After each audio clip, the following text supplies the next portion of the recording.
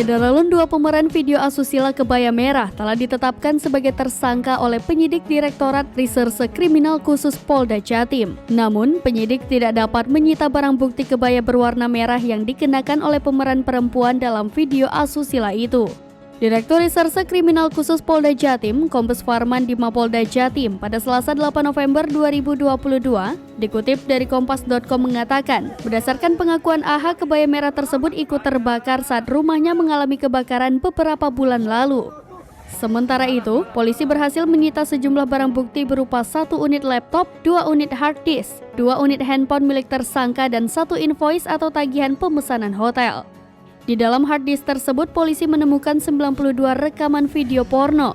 Selain video porno, polisi juga menemukan ratusan foto telanjang hasil produksi kedua tersangka. Foto-foto tersebut, kata Farman, diduga turut diperjualbelikan oleh para tersangka.